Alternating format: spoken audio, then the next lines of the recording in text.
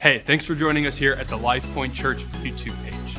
Really quick, before the message, 3 things that you can do. Number 1, subscribe. We want you to be the first to know when we're dropping new messages. Number 2, interact. Hop in the comments and chat with us. We want to do this thing with you. And number 3, share this message with someone you care about. And never forget, God loves you and He has a plan for you. Now enjoy the message. Isn't that amazing to see? I could watch that video all day long. I love it, especially the part where Rusty looked angry. I don't know what that guy, we all saw it. I saw all of you go, whoa, okay. Don't cross Rusty. I didn't know. He looked soft from the outside, but he's got that in him, you know? It's good to know. Hey, good morning to everybody here in Lake Stevens. And I also want to say good morning to everyone joining us in Marysville today as well, simulcasting today's service. Can we welcome our Marysville campus? It's amazing to see what God is doing across 2 locations of LifePoint that is one church together. And it's just amazing to see.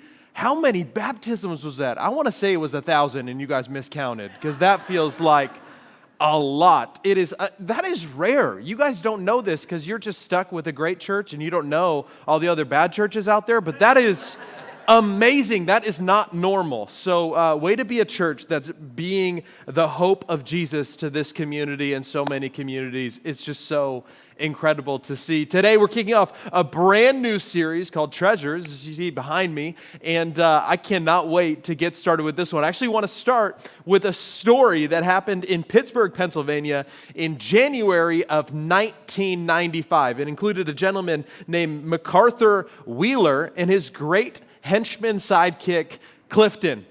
MacArthur decided with Clifton one day that their life was not what they wanted it to be, so the easiest way to get what they wanted would be to rob a bank. And they decided not only to rob a bank, but to rob 2 different banks. In a bold, innovative strategy, they decided to rob these banks in broad daylight with no masks on. And this is 1995, so there is security camera footage and everything. They were confident, they were ready, they were planned. They went in and robbed the banks. And to their disappointment and dismay, it wasn't much longer that their faces were broadcast all over the local news. They were quickly identified.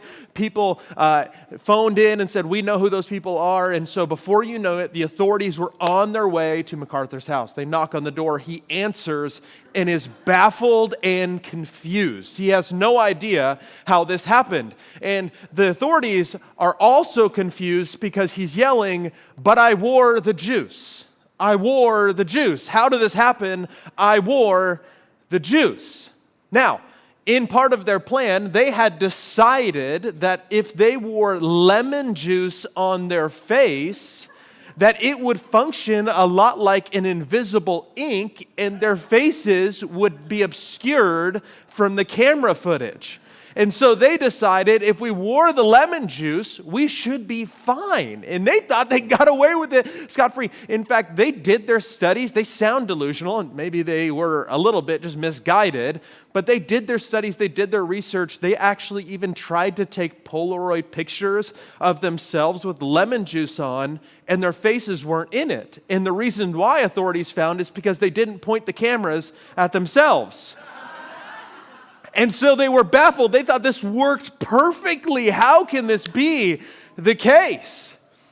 And of course, they served their time in prison, and this went down in infamy as an unbelievably poorly executed bank heist. That these guys would go down in infamy as people who were just maybe a little overconfident and poorly strategized. Could you imagine getting into prison and be like, hey, what got you in here? Well, it was a bank heist. What went wrong? Well, lemon juice really let me down in the long run. They got to a place, though, where they were very confident in their abilities, but unfortunately, it turned into this thing called, hubris. Researchers began to study this, and actually 2 researchers studied this out of Columbia University, or Cornell University, with one of his students, a professor, and they came up with something called the Dunning-Kruger effect that maybe you've heard of. It was years later, they published some research, and in essence, the Dunning-Kruger effect is a type of cognitive bias that we all all have in different areas in which we believe we're smarter or more capable than we actually are.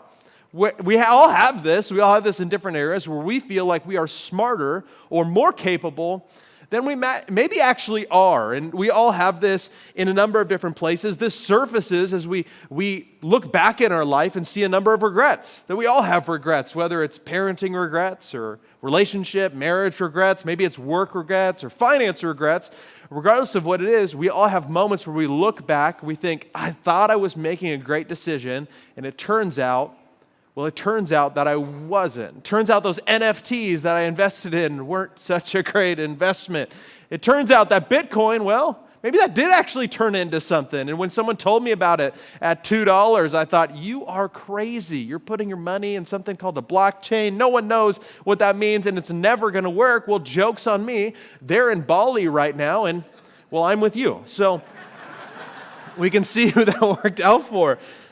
It may sound like a bad thing that we have these areas in our life that are blind spots, but if we're really honest with ourselves, I think it's actually a great thing.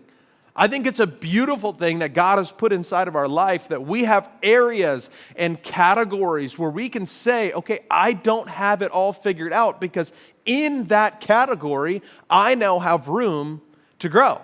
If you were to answer the question, do you want to be better a year from now? And, well, name the category. Do you want to be smarter a year from now than you are today? The answer would hopefully be yes.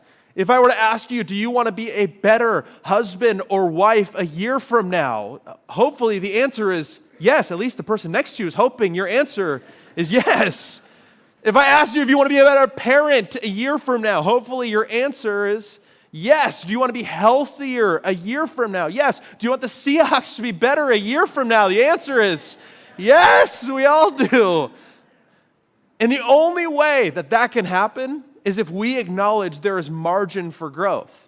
The only way that we can be better a year from now is to realize that I don't have it all figured out today. And when we do that, we inadvertently or purposefully join in with Jesus followers for the last 2,000 years who've said, I don't have it figured out. And with a splash of humility, or maybe for some of us a larger dose of humility, we step in and say, because I don't have it figured out, I'm inviting outside counsel. As followers of Jesus, which I realize in a room like this and with people watching online, many of you may be, but many of you may not be, and I'm just really glad that you're here. For all of us, we have to take a step back and say, okay, God, where can you fit in to this equation? The Apostle Paul in our New Testament writes to the church in Corinth in the first century and challenges them with this idea. He says this, so whether you eat or drink or whatever you do, to kind of cover everything, do it all for the glory of God. This includes anything, our attitudes, relationships, again, our parenting, maybe the way we interact with people on social media. Is that bringing glory to God in everything that we do? And I wish I could tell you up here that this is the way that I always live. I wish I could say I always get this right and I give everything that I have to God and it works out just perfectly in the end, but, well, that would be a lie. There are areas that I'm trying to figure it out. There's areas where I need to grow, where I need to move forward. And so if you're looking for the model of perfection, Rusty's back next week. But for me, this week, I'm probably more like you. That we all have categories and places that we need to grow, we need to move forward. And actually, again, the Apostle Paul, writing to Rome this time, says this, I want to do what's good, but I don't. And I don't want to do what's wrong, but, well, I do that stuff anyway. I end up kind of stuck in this place where I don't always get it right. And this could be like me. I want to pray more, but I can't find the time. I want to give more, but I can't figure out how to work in my budget. I want to forgive that person, but I just can't get past what they said or what they didn't say or what they did, their actions. They just betrayed me, and I can't get to myself to forgiveness. I want to be more loving, but it's just not in my personality. That's not who I am. And I want you to hear this. At some point, maybe you're like me and you realize that my life doesn't always look exactly like Jesus, but I hope my life always looks like somebody who desperately needs Jesus. It may not always look like Jesus, but you can ask my wife and kids especially. It looks like a person who desperately needs Jesus to work in the midst of it. And with that sense of humility, with it as the point and the foundation and the basis of where we're at today, I think we have the opportunity to, lean into a category that many of us may feel like this is out of bounds. This is something that, the church, they can talk about love, they can talk about grace and forgiveness and peace and hope and joy and all those things that are really great. And you can tell the Christmas story, you can do Easter stuff, you can do all that. But when it comes to the category of money, I don't know if I want to hear what the church has to say about money. I think maybe I would have a better idea, and I would invite you, just in light of the fact that we all have areas that we can grow in and learn more in, to look at what Jesus had to say about the topic of money and how we deal with our finances and our stuff and our resources. Jesus actually spoke to it directly because he knew this was something that we would all have to deal with. And if the Dunning-Kruger effect is true, well, then maybe today we could talk about it in light of the fact that there's some things that could challenge us, that could encourage us, or that could really make us think about the way that we handle our money. I want to just let you rest easy that today, at the end of today's message, I know what you're already thinking. He's going to get to the end of this, and then they're going to pass buckets, and they're going to do this big offering. This today does not end with a big ask about money. That's Rusty next week. But no, I'm just kidding.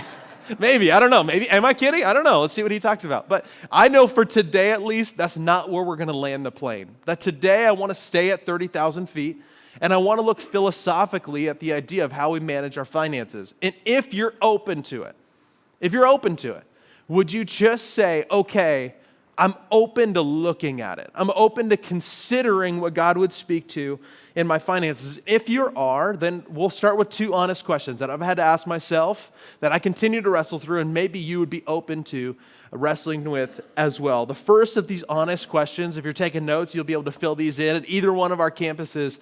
You can join along with me, but here's the two honest questions. The first one is, what have I been given? What have I actually been given? If I take an honest inventory and go slow, what have I actually been given? And this can go in a lot of different categories. You can take inventory this way, but today, specifically, when it comes to our money, resources, and our stuff, it's a sobering question because, quite honestly, my gut reaction, if between you and me, is to say, not a lot. My gut reaction is to say, well, I don't have that much, because every day I wake up and I'm confronted with things that I don't have. I've never turned on the TV and seen a commercial and thought, you know what, that looks great, but I already have a lot. I've never seen an advertisement and thought, well, you know what, I've already had a version of that. That one's just newer and faster and nicer, and the paint job's better, and oh yeah, I don't need that. No, of course, all of us are drawn to start to think the things that we don't have instead of thinking the things that we do have. I spend my days daydreaming about the things, not that I already have, but the things that I aspire to have one day. And my wife and I recently went through an incredibly humbling experience that brings all of this to the surface. Has anyone in here moved recently? Anyone had to move recently? Don't you realize how much stuff you actually have when you have to move it? Isn't that, if you haven't moved in a long time, you don't even know. You think you're doing good. You think you live a minimalist lifestyle. I dare you to move just for fun. No one would ever do that, but just for fun. Check it out. Because I remember thinking, no, we don't have that much until we start packing. And then I'm like, oh, we only need a few boxes. And then we need a few more boxes. And then a few more boxes. And I'm putting together more boxes. And then I go to my garage. I kid you not. I found boxes that were unopened since the last time that we moved. That I am moving the box that I already moved. And my wife's like, well, let's look inside. I'm thinking to myself, it's been a few years. We haven't missed any of this. Let's just not even open it. I don't even want to know. We might throw away birth certificates. I'm not sure, but maybe it's time to just get rid of this box. If we haven't used it, maybe we won't miss it. And it just came right to the surface of how much stuff we actually have. If you don't feel rich, maybe we need to take a little bit of an inventory test. And I won't make you play along out loud, but maybe even in your heart, you can begin to take inventory of some of these, because this was challenging for me. If you have enough money to afford a subscription to Hulu, Netflix, or Amazon Prime, well, then you're way richer than most people on the planet. If you bought a coffee at Starbucks this past week, you're probably rich.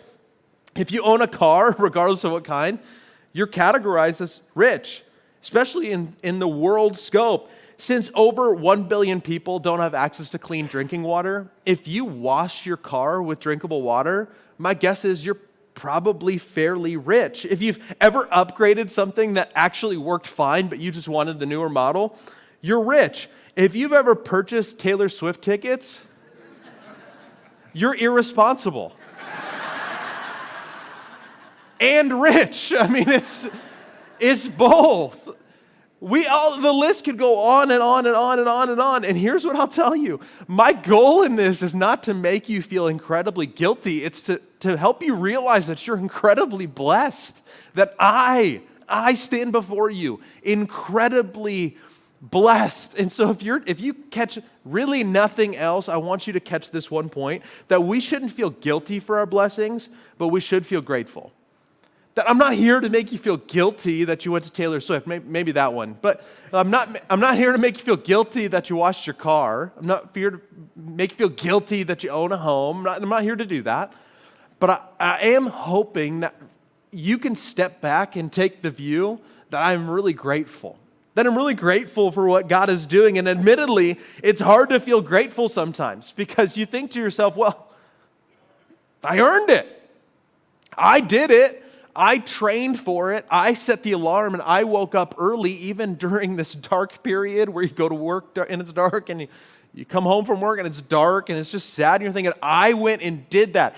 I put in the time and effort to get that training or go to that school or do this job, or I put in the time, and so I earned the things that I earned. And if we're not careful, this attitude creeps in that I'm guilty of as well. And we think it's new to us, but isn't it true that humanity really looks the same throughout the ages? If you look way back into the Old Testament of our Bible, Moses speaking to the nation of Israel as God was about to bless this nation, warned them of this attitude that you and I are really susceptible to. This is in Deuteronomy chapter 8.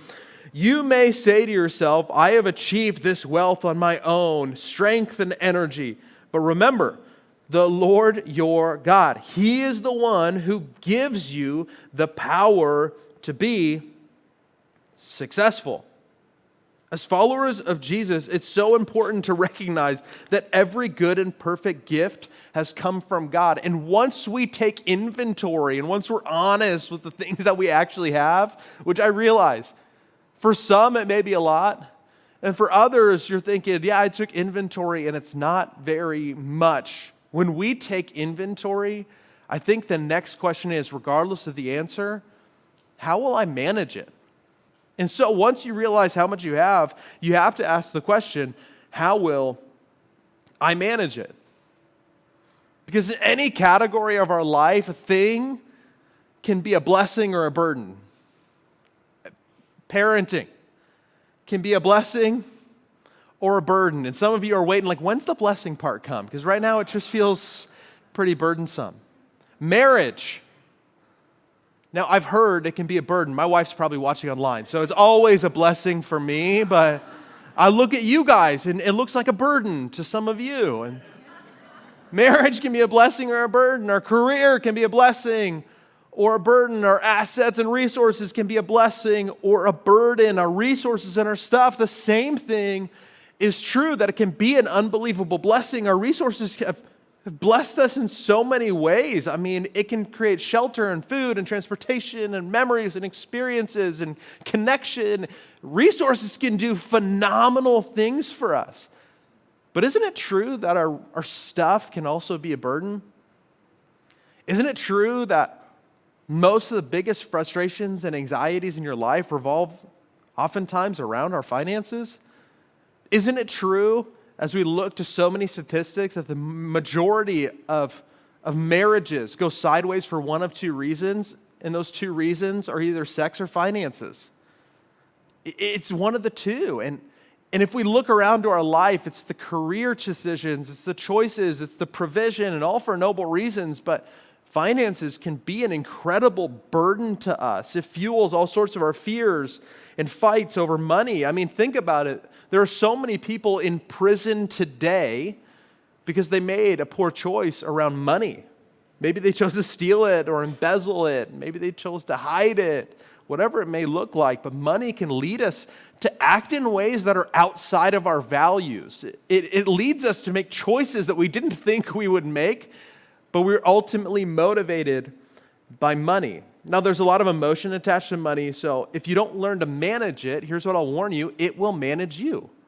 And it doesn't take a lot of life experience to know that this is true. It doesn't take very long to do some investigating and looking around to realize that this is very true. The Apostle Paul writes again to the church in Corinth, and he says this, now a person who is put in charge as a manager must be faithful. They must be faithful because we all have things to manage. We all have resources to try and manage. And for a follower of Jesus, you have to start to discern that my self-worth isn't connected to my net worth.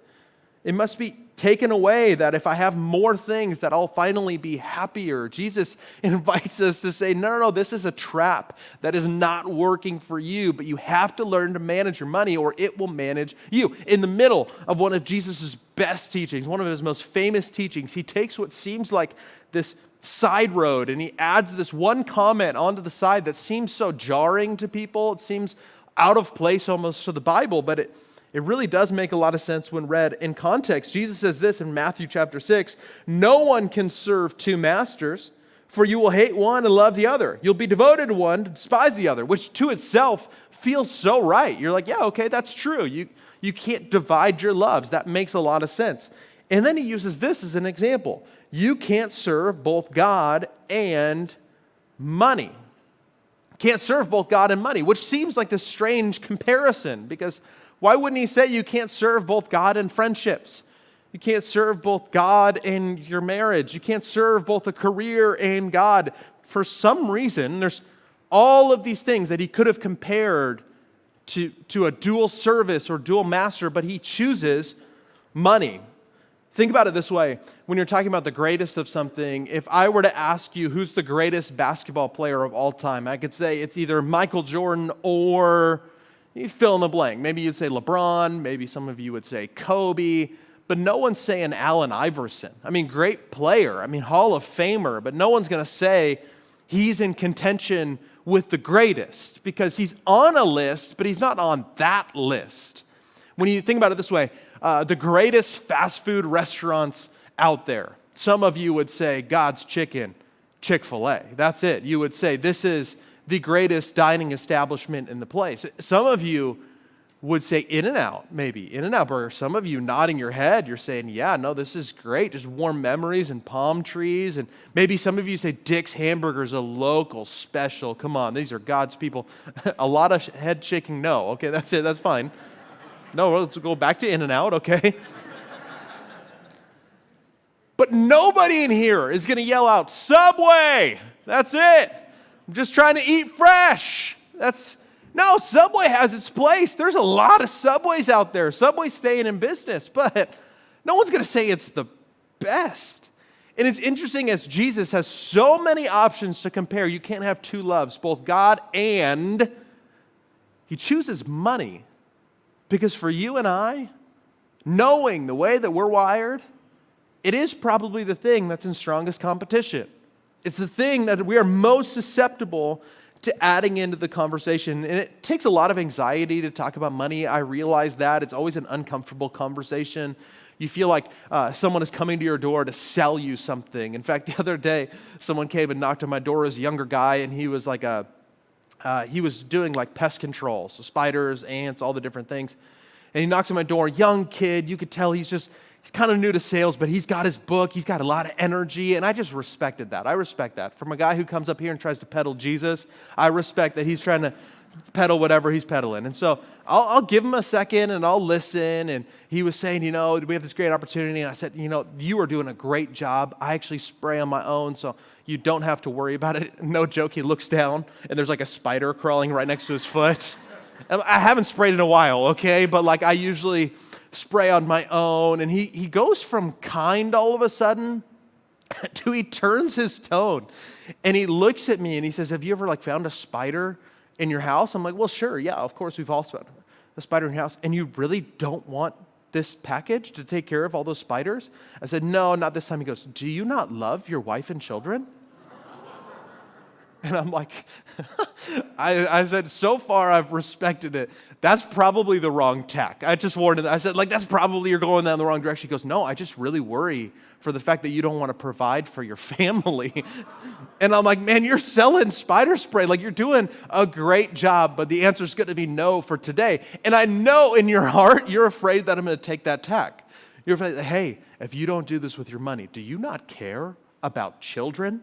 In fact, let me show you some children on the screen, and you're afraid that I'm going to take the tack that's really heavy-handed and over the top. Come on, you go to a church, we don't even pass buckets or plates to collect money because we want it to be above board. We want it to be a choice where you give in generous gratitude. You give with a grateful heart, not an obligated heart. So today is not going to end with this weird pressure conversation, but I will have a conversation that I think could enlighten all of us in a really practical way. I'm going to get really practical here, and you're going to get to apply it in your own context however you want to. So the rest of today is going to get practical. And it's not because, let's say, generosity or being open-handed with my money comes easily to me. It doesn't. I didn't grow up in church. It was not a thing that comes naturally to me to give away my money. But God has blessed me in the fact that I have been in close proximity to a lot of people who have tried to put God first in their finances and live with a biblical view of generosity. And watching them do it, I've been, one, astounded, but then two, I've been curious. And I've been interested. And I've seen them have freedom in a category that captivates so many. That ends up at being a roadblock or a hurdle or even just a mess for people's lives. I've watched them operate, not only because they're super rich or they all have tons of money, but they operate with a sense of freedom that is, it's attractive. And I hope today we could talk about a little bit of maybe a path towards freedom when it comes to your finances, because the normal way that we all approach our finances looks the same. It looks the same. You get your paycheck, you get your income, you get whatever it is, you live off of it until maybe the end of the month or whenever you finally take inventory. You live off of all the money that you made. You decide how much is left. You either spend a little bit of that or you save it. And then you get to a place maybe where 1 or 2 times a year you feel motivated. This is how most America works. You can feel motivated to maybe be generous with some. You decide, okay, I'm going to live off of what I can, save some of it, and then give with what I can.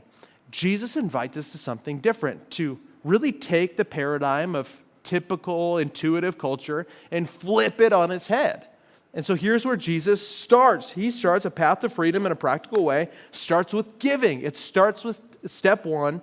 It's deciding to give. And I always say this, I decide a predetermined amount that I want to give. My wife and I have operated this way since the beginning of our marriage. Right off the top, we take this old Jewish principle. It's called a tithe. That literally means 10%. And it means we take 10% off the top, everything that we make, and we just give it back to God. We give it back to God. That's what we do to start things off. We take 10% and then we start to determine, okay, what can we do with the rest? We start with generosity, and for so many, this seems problematic, but here's what we see in Proverbs chapter 11, verse 25. The generous will prosper, and those who refresh others will themselves be refreshed. It sounds crazy, and this is really hard to explain to somebody who's never experienced it. I'm just going to be honest. This is incredibly hard to explain. If you've never experienced this seems crazy and chaotic. But I would ask you to maybe find somebody in your life, this is an incredibly generous church, to find somebody in your life who operates on these principles, whatever percent you decided to start with, and just go from giving nothing to giving something. I've tried this with my daughters, and they are young. They're super young. They're 4 and 6. I have 2 little girls, cutest kids you will ever see on the earth. I've been to the Marysville campus. I've been to this campus. I've seen all your kids. Way cuter than your kids. Like, way cuter than your kids. And that's funny. And I love them. They're adorable, but they're also chaos. They're feisty and they're fun. And we've told them from the very beginning to take the things that are most valuable to them, and 10% of it they give away. We just start with that. And so We do this buyback program even with toys. So like on Christmas, they'll take 10% of what they get. We'll do a buyback program. We'll give them money, and that's their job to give away that money. And I want to tell you that this comes so naturally and they love it. I want to just tell you like, oh, they love it so much and they're so grateful. They just have these beautiful little grateful hearts and they give back to the Lord. They don't. They're frustrated and they're bitter and they're thinking, this is dumb. Why do we do this? This doesn't make sense. But here's what I know. If they don't learn to manage their money early, their money will manage them. I'm just telling you, if they don't learn how to let go of their grip and start to realize that God has access to every part of their life, it will manage them. And it won't get easier later. It won't get easier later. So deciding as a kid that, you know what, this is what they need. And here's the reality. It's not because the church needs their money. If the church really needed their money, I'd go in while they're sleeping and I'd take their money. Like that would be it. But it's not it. It's a heart thing. It's a heart thing for my kids. And I would challenge you that maybe it's a heart thing for you as well. We break the power money has on us. We start to let go of some of this fear when we start to give. And I know for some of you, this is a terrifying thought. This is an anxiety-inducing thought. But here's what I just want to warn you. We don't teach here at LifePoint that you give to be blessed. That's not what it is. We give out of the fact that we've already been blessed by God. We don't give because we're blessed to get blessed. There's some churches out there that are so funny. It was like, if you make God your choice, you'll drive a Rolls Royce, and it's like, oh gosh, that's so gross. Like that's awful. That's not what we would ever teach here. We believe that out of the blessing God has already put in our life, we choose to give back with generosity. And some of you that are skeptical, that are frustrated, they're sitting here thinking, oh, this is just a scam. I just want to encourage you with some stats from the Barna Group. That a research group recently posted these from 2022, and I'm interested to see what their studies come up with even more recently. But Christian philanthropy accounted for 70% of all American philanthropy in 2022. That Christians gave 70% of all the generous need-based giving in the United States in 2022. Here's another study that Christians outgave the U.S. government in addressing global poverty. That Christians outgave. If you're thinking, oh, the churches are just in it for themselves, come on. I've seen it on the news, these guys fly in jets. That is 0.0001% of churches. I'm telling you that Christians have been a pivotal part in making a huge kingdom impact globally. And we get to partner with them. That this has been a thing that Christians have been known for thousands of years.